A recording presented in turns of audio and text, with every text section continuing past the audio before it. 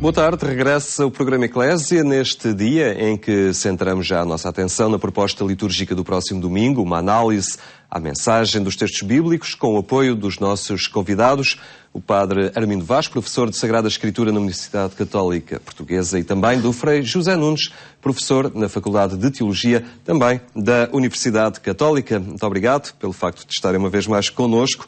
É o quarto domingo da Páscoa.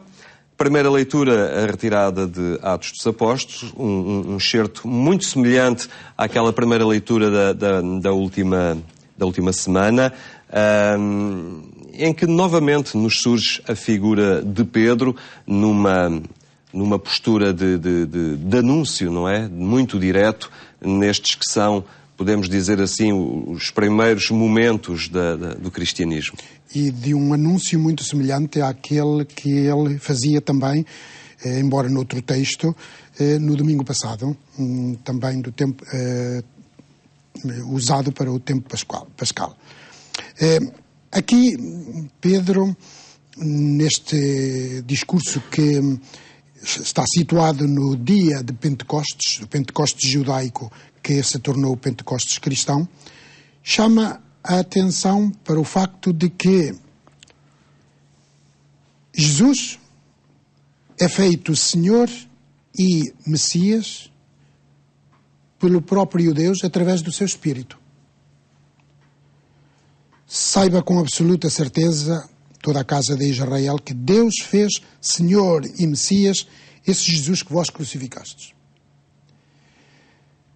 Verdadeiramente, o suporte, o conteúdo da esperança humana e cristã, para a fé cristã, está na pessoa de Jesus, especialmente no acto supremo de amor do qual ele deu testemunho precisamente na sua morte na cruz.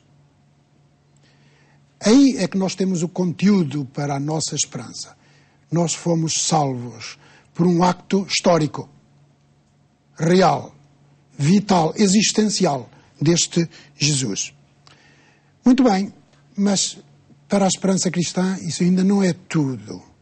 Ainda não basta, porque é verdade, se eu desço ao abismo e Jesus se torna muito solidário comigo, descendo também comigo lá, morrendo por mim, isso é muito bonito e muito bom.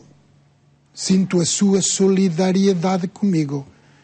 Mas se ele não me retira de lá do abismo, eu continuo perdido. Ora, este acto realizado pelo Espírito de Deus, que é o da ressurreição de Jesus, torna-se então o suporte definitivo da esperança cristã. Jesus não só morreu por mim, mas também é verdade que o Pai o ressuscitou da morte e com isso deu-me a mim a possibilidade de eu também ser salvo definitivamente da morte. A ressurreição de Jesus foi realmente a aprovação divina de tudo aquilo que Jesus tinha feito na sua vida histórica. A sua doação aos outros, a sua pregação pela justiça, pela verdade, pela bondade, pela magnanimidade, tudo isso foi aprovado pelo Pai. A ressurreição foi a consagração do sentido de uma vida dedicada ao amor. Ele morreu pelos outros e foi ressuscitado pelo outro, pelo totalmente outro, que é o Pai, no Espírito de Deus. Assim, então, a esperança cristã agora encontra sentido na morte e na ressurreição de Jesus, quase respondendo àquela dificuldade do cavaleiro do filme O Sétimo Selo, de Ingmar Bergman, que põe estas palavras na sua boca. Ninguém pode viver a pensar só que no fim só existe a morte. A esperança cristã põe ao fim também a ressurreição de Jesus e a nossa ressurreição. Muito bem. Frei José Nunes, Pedro sugere a conversão, a adesão ao batismo. Hoje em dia, muitos dos cristãos, portanto, pelo facto de o serem, são batizados, o apelo à conversão permanece, não é? E à mudança de vida, esse é sempre atual. É sempre atual. Aliás, nós reparemos que os catecúmenos, os que se preparavam para o batismo, precisavam de se converter da vida pagã para serem batizados e entrarem na vida cristã.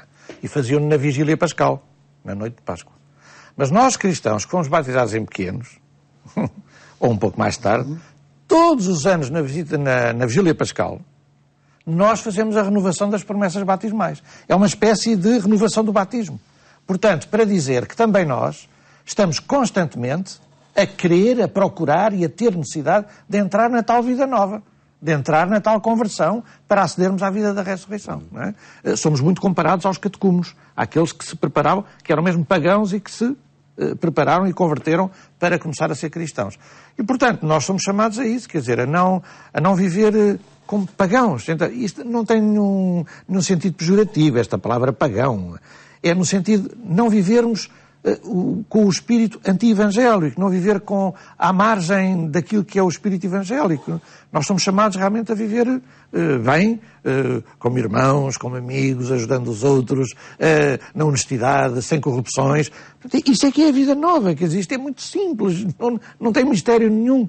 Então, não voltar a tudo o que é paganismo, digamos assim, não voltar a tudo o que é anti-evangélico, digamos. Não é? Agora, de qualquer maneira, acho interessante e muito rapidamente notar, já na semana passada, como o Henrique fez referência, o texto dos Atos dos Apóstolos, este discurso de Pedro no dia de Pentecostes, fazia uma certa referência a isto, que este também faz. Há aqui como que uma afirmação de fé trinitária. Não há muitas passagens na Bíblia, sobretudo no Novo Testamento, que nos falem de Deus, Pai, Filho e Espírito Santo. Assim, de maneira muito clara, não é? Nós, por exemplo, no princípio da missa ou de uma oração, dizemos em nome do Pai, do Filho e do Espírito Santo. Não é? No sinal da cruz. Bom, essa fórmula trinitária não aparece assim claramente muitas vezes. Mas nestes textos que nós estamos aqui a ler, e neste em concreto, aparece-nos o Pai, o Filho e o Espírito Santo. Isso é muito bonito, quer dizer, isto faz parte da nossa fé. Nós acreditamos em Deus, que é Pai, que tudo criou, que tem o tal desígnio criador e salvador, como falava o padre Armindo, em Jesus, que deu testemunho do Pai através de Jesus, por palavras maravilhosas, por obras extraordinárias de ajudar as pessoas. E o Pai e o Filho enviam-nos o Espírito Santo, que é o próprio Deus, a força de Deus em nós. Então, nós acreditamos nisto e sabemos que Deus está connosco como um Pai, como um irmão e como uma força de vida. Isto é muito bonito, eu acho, e importante. Não é? Certamente. Vamos avançar para a segunda leitura da primeira epístola de São Pedro, Padre Armindo Vaz. Fala-nos aqui da forma como os primeiros cristãos, aqueles que aderem, enfim, suportam o sofrimento com paciência. Há aqui, de alguma forma, um sugerir que isto do seguir Cristo implica sacrifício e vai implicar muitas incompreensões, mas que a força essa reside sempre naquele que resgatou o homem do pecado, não é? No próprio Jesus Cristo. Exatamente. A força reside no próprio Jesus. Pelo facto sobretudo, pelo facto de ele se ter tornado totalmente solidário conosco. Veja bem, que se tornou solidário em tudo, menos no pecado. Excepto nisso. A epístola diz isto aqui. Ele não cometeu pecado algum e na sua boca não se encontrou a mentira. Nós só podemos ser salvos e redimidos por alguém que entre na nossa vida e pegue nela e a renove e faça com que ela se possa transcender. Muito bem. Há alguém, portanto, perfeitamente solidário conosco. Mas esse que é solidário não pode ser pecador como nós, porque se assim fosse, então não era mais do que nós. Era igual a nós, limitado e frágil e vulnerável como nós. Jesus é solidário, sim, em tudo, menos no pecado. É solidário, por exemplo, no sofrimento. Ele sofreu, ele sentiu-se limitado, ele foi fraco, sofreu e morreu por nós. Aí está a prova, digamos assim, o testemunho de total solidariedade conosco. Então, agora eu posso estar tranquilo pelo facto de que, quando eu passar por desânimos, sobretudo tristeza, sofrimento e pela prova suprema da minha vida, que será a morte, eu tenho a certeza de que alguém já fez esse caminho por mim e que agora também o fará comigo, ao meu lado, mas sobretudo que o fez por mim, de uma vez para sempre. Isto é, ele sofreu com paciência e morreu por mim. E agora aí temos que ter, de novo, cuidado com a interpretação. Ele não me salva pelo seu sofrimento, nem pelo chamado patíbulo da cruz. A cruz é sofrimento e o sofrimento não salva ninguém. A realidade com que Jesus me salvou foi com o amor. E o amor, sim, o amor levou-o a sofrer. E o sofrer levou a demonstrar, então, mais amor. Portanto, é a dor que o levou, o amor levou à dor, mas a dor manifestou o seu amor. E esse amor com que ele sofreu, isso é que me salva a mim. E agora, então, eu já não sou uma ovelha desgarrada, como dizia o Frei José Nunes, que eram os pagãos, não é? Porque esta carta está dirigida aos pagãos. A partir de Roma, onde está Pedro, está dirigida aos pagãos. Já não são ovelhas desgarradas. Agora têm um pastor e guarda das suas almas. Isto é, alguém que os orienta para a vida definitiva que se encontra no próprio Deus. Frei José Nunes, este é o Domingo do Bom Pastor. Há aqui esta referência às ovelhas que eram desgarradas, agora já não. Mas hoje, até que ponto nós também temos a noção do pastor que nos guia, ou até que ponto reconhecemos na proposta cristã, ou na figura de Cristo, alguém que nos inspira a vida e que nós procuramos seguir? Pois, esse é o grande desafio que a gente tem, aceitar os cristãos, nós, aceitarmos Jesus como o pastor, como o guia. Nós, por exemplo, quando somos batizados, um dos gestos do batismo é, o último, não é? O acender a vela. E na vela acesa, que nós vamos acender ao Círio Pascal, nós dizemos, a nossa luz é Cristo. Até ao acender a vela e ao entregar a quem foi batizado, pais, padrinhos, a pecar, recebei a luz de Cristo. Cá está. A nossa luz, o nosso pastor é Cristo, não é mais ninguém. Nós não seguimos nem um dirigente político, nem um dirigente religioso, seja bispo ou papa, nem um dirigente desportivo. Nós só seguimos a Cristo. Ele é que há de ser o nosso pastor, o nosso guia, não é? E isso é o que nós celebramos então neste quarto domingo da Páscoa. Todos os anos lemos um excerto do capítulo 10 de São João, que é o capítulo do Bom Pastor. Claro, com nuances um pouco diferentes, com aspectos um pouco diferentes cada ano, não é? Isso também já lá iremos ao texto. Mas, portanto, falamos de Jesus como o bom pastor, neste quarto domingo da Páscoa. Isso faz-nos recordar também os pastores da Igreja. E, portanto, os guias das comunidades. E é por isso que é a semana de oração também pelas vocações, não é? E, em especial, pelas vocações consagradas. Para que haja realmente pastores nas comunidades, haja guias nas comunidades. E nós rezamos especialmente por essa intenção. Embora eu gosto de dizer que esta realidade do pastoreio e de ser como Cristo tem que ser vivida por toda a gente em muitas circunstâncias. Quer dizer, todos nós somos chamados a ser pastores. Os pais têm que ser pastores para os filhos. Um professor tem que ser pastor para os seus alunos, quer dizer, um treinador de futebol tem que ser pastor para os seus jogadores. Quer dizer, um catequista de uma comunidade tem que ser um pastor para as ovelhas da sua comunidade, mesmo não sendo padre, não é?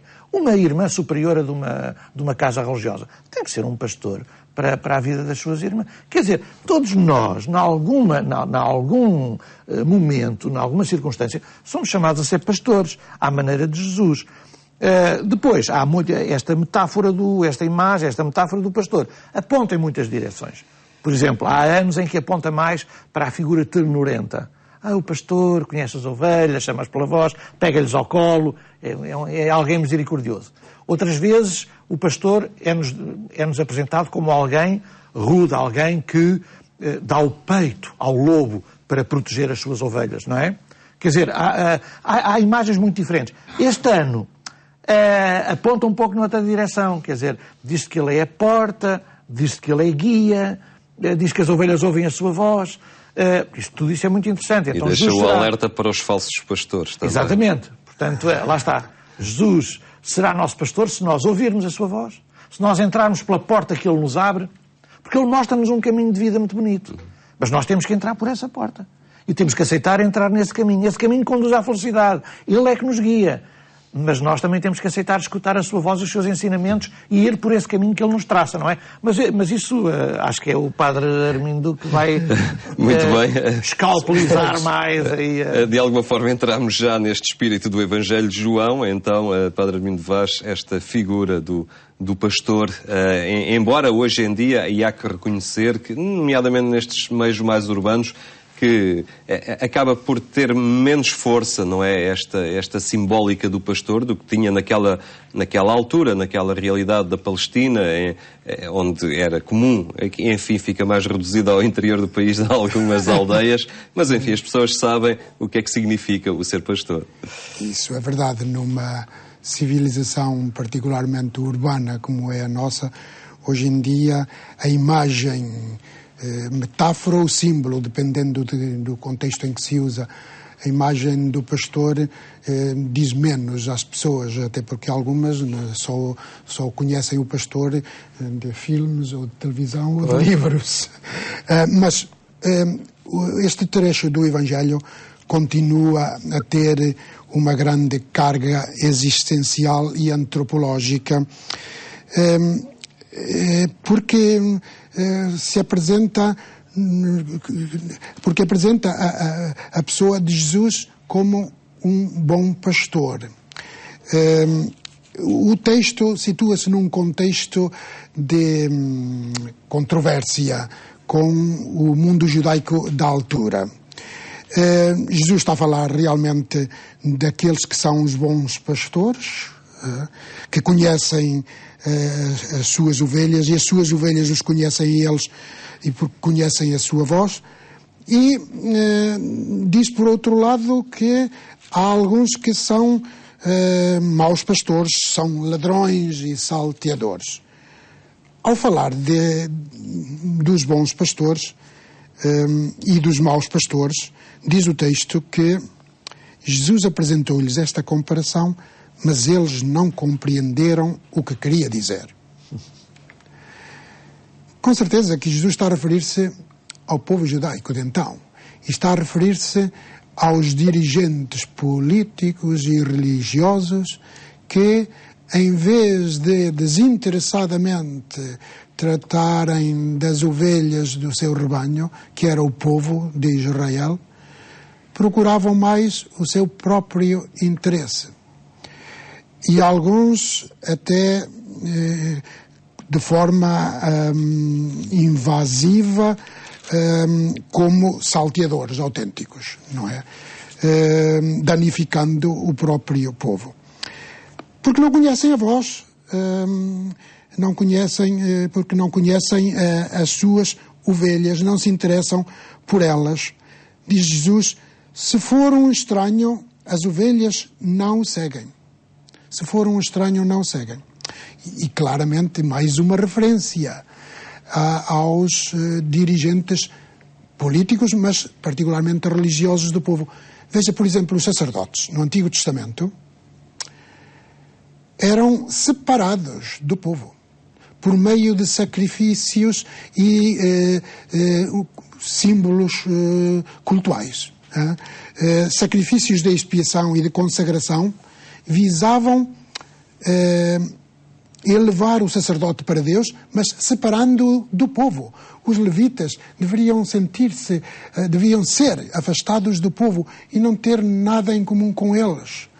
Ora, ao contrário, Jesus aqui diz que ele, enquanto bom pastor, embora não use a expressão, caminha à frente E as ovelhas seguem-no porque conhecem a sua voz. Porquê? Porque ele se tornou solidário com as ovelhas, acarinhava-as, falava-lhes e elas ouviam a sua voz.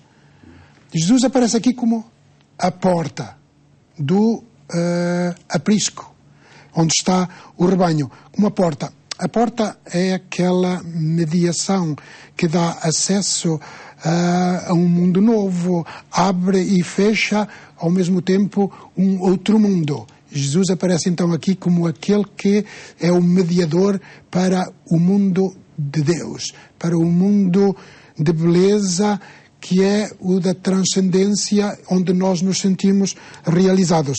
Mas é uma porta estreita. Jesus é uma porta, mas é uma porta estreita. Larga é a porta e espaçoso o caminho que conduz à perdição, e são muitos os que o seguem, diz Jesus, referindo-se precisamente àqueles que seguem um caminho amplo, uma porta, e que querem entrar por uma porta larga. A porta do reino é estreita. Frei-nos muito rapidamente, no minuto que nos falta, esta porta estreita, às vezes temos alguma relutância em entrar por ela e por vezes também damos voz àqueles que não são pastores. Exatamente. Damos ouvidos. Exato, damos ouvidos, quer dizer, não escutamos a voz de Jesus. Há muito ruído na sociedade, há muitas vozes, há muitas profecias, há muitas propostas, há muita oferta consumista e nós muitas vezes damos a voz, ouvimos essas vozes e não a voz de Jesus. Eu gostava, já que estamos na Semana das Vocações e essencialmente dos pastores das comunidades, gostava de relacionar esta leitura com essa realidade. Em geral, quando pensamos nos pastores, nos padres, digamos assim, pensamos nas pessoas que presidem a sacramentos, não é? Batismos, missas, etc. Bom, e tudo isso, o culto. Mas o bom pastor não é apenas o homem do culto. É o homem que fala, que ensina, as ovelhas escutam a sua voz. Portanto, a evangelização, a pregação. Mas é também o guia. O guia, o pastor numa comunidade, o padre numa comunidade, procura a união, procura arranjar formas de garantir a unidade do rebanho, não é? E também uma outra dimensão muito importante, abre a tal porta para que as pessoas encontrem os caminhos, isto é, os caminhos de vida. A dimensão toda social, de amor, de obra de caridade, não é? De salvação, libertação da vida das pessoas. Portanto, há uma série de dimensões no pastor da comunidade que não é apenas a cultual, digamos assim, embora essa seja muito importante também. Muito bem, ficamos por aqui. Muito obrigado pela explicação e a facilidade também com que nos permitiram entrar na densidade destes textos. Obrigado pela vossa presença uma vez mais. Ficam as linhas de força da proposta litúrgica do próximo domingo, a reflexão em torno dos textos bíblicos que serão lidos nas Eucaristias e que analisamos aqui no programa Eclésia, que se despede com os votos de um bom fim de semana.